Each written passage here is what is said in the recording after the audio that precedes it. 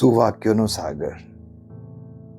આપણે આજની વાત કરવી છે. શ્રી નવીનભાઈ દ્વારા સંકલિત સુવાક્યો આજ ઉપર આજે વાત કરીએ.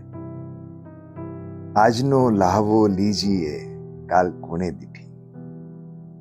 બસ આજ આપણે મંત્ર ગોખી રાખ્યો છે ને એ પ્રમાણે જ જીવન જીવીએ છે.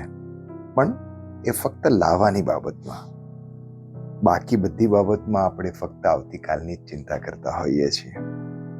ભૂતકાળથી વર્તમાનને માપવો એ વ્યર્થ છે.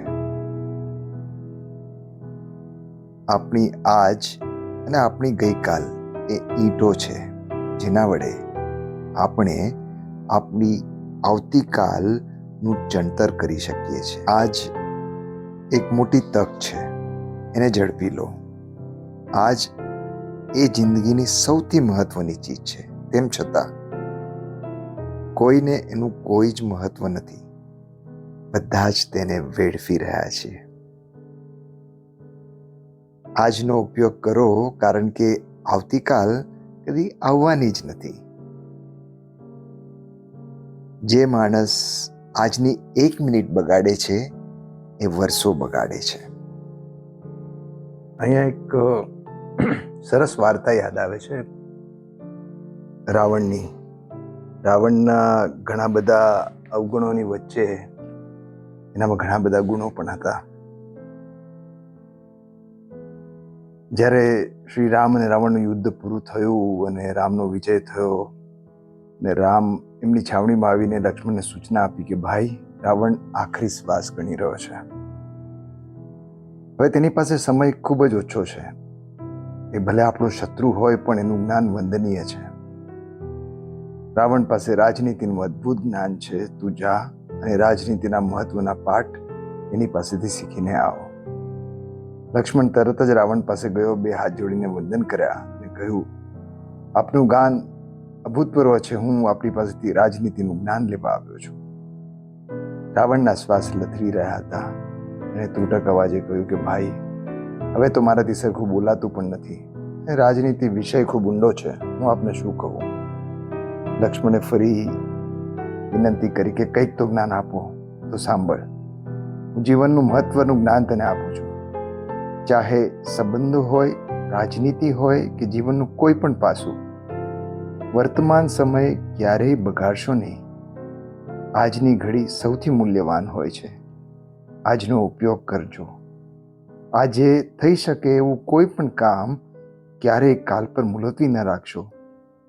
આજનું કામ આજે જ પૂરું કરજો, નહીં તો જીવન મારી જેમ પૂરું થઈ જશે. મારી પાસે ભલે અદ્ભુત શક્તિ અને જ્ઞાન હતા, પણ તેમ છતાં મેં દરેક ઘડીનો સદુપયોગ ના કર્યો. પાછું ઠેલતો ગયો. મારા વિચારેલા કાર્યોમાં સમુદ્રને મીઠો કરવો હતો, ભીચણ સમાણો કરવો હતો, મારે જગતમાંથી નરક એની યાતનાઓ દૂર કરવી હતી. એ બધું કરવા હું શક્તિમાન પણ હતો. પણ થયું, આજે શું ઉતાવળ છે, કાલે કરીશ.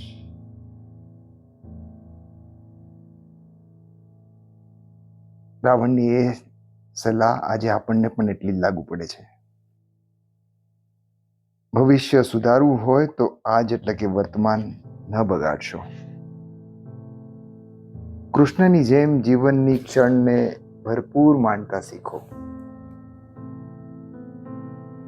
વર્તમાન સાથે તમે જેવું વર્તન કરશો એવું તમારું જીવન બનશે. આજ ફરીવાર આવતી નથી, એનો ઉપયોગ કરો. જેને આજ જડી જાય એની આવતીકાલની કોઈ બી રાખવાની જરૂર નથી. આવતીકાલ અને ગઈકાલમાં અટવાયા કરે છે એ આજમાં જીવી શકતો નથી.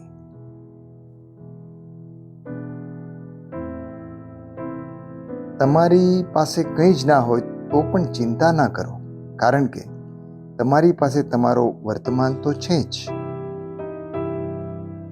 લોકો વર્તમાન ભાગ્યે જ ભોગવતા હોય છે. સમૃદ્ધ વર્તમાનનું અભિમાન સારું નહીં. આજની પ્રત્યેક પળ આવતીકાલની પળોનું સર્જન કરે છે. આપણું વર્તમાન જીવન એ ભૂતકાળની ઈચ્છાઓનું પરિણામ છે,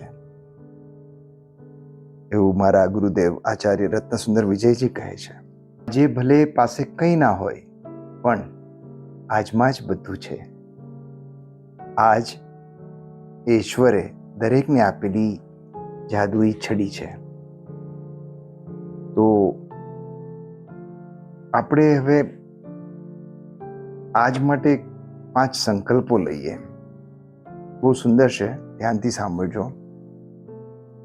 છેવટે આજે તો હું કોઈ પણ ભોગે પ્રસન્ન જ રહીશ. બીજું, આજે હું ભવિષ્યનો વિચારો નહીં કરું. નંબર 3, આજે હું ભૂતકાળમાં બનેલી કોઈ ઘટનાઓને યાદ નહીં કરું.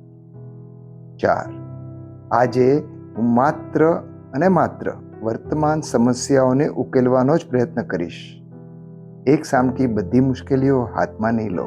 અને છેલ્લે 5મું, આજે હું એમ માનીશ કે મારું આયુષ્ય માત્ર એક જ દિવસનું છે, આજનું. આ આજનું આયુષ્ય હું ભરપૂર રીતે માણીશ. તો ચાલો 5 સંકલ્પોના સહારે આપણે વર્તમાનમાં જીવતા થઈએ.